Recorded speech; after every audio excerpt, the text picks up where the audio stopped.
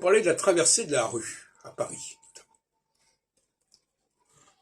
La traversée de la rue est un facteur de différenciation culturelle.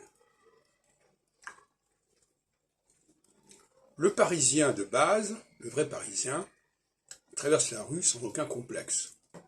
C'est-à-dire qu'il n'y a pas besoin de feu rouge, il n'y a pas besoin de passage clouté ou passage zébré.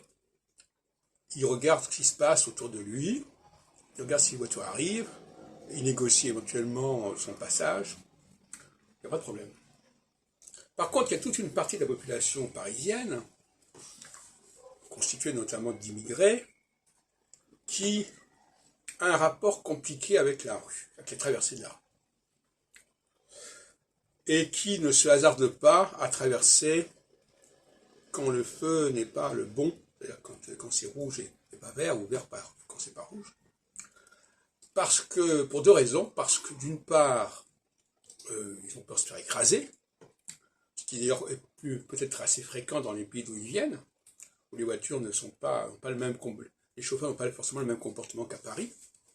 Et d'autre part, la peur du gendarme, c'est-à-dire de se faire interpeller, voire demander les papiers, parce qu'on a traversé là où il ne fallait pas. Donc, l'observation, dis-moi comment tu traverses la rue et je te dirai d'où tu viens et quels sont les problèmes auxquels tu te confrontes.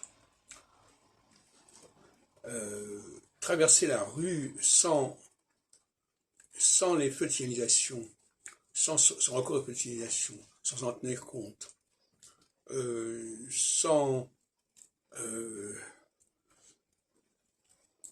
bien, ça veut dire que l'on ne regarde pas ce qui se passe. Parce qu'il y a des gens, même quand la rue est complètement vide, quand il n'y a pas de voiture, ils ne bougent pas tant que le feu n'est pas vert, rouge. Donc c'est même pas une question commode. C'est-à-dire que pour eux, c'est clair, voilà. J'ai le droit de passer, on me donne le signal de passer, je passe. Mais j'attends qu'on me donne ce signal.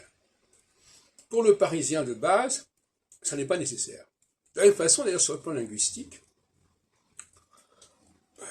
le Parisien de base, lui, il a un rapport très libre avec l'écrit, avec l'écriture. Il ne colle pas avec l'écrit. L'oral du français parisien est bien différent de l'écrit.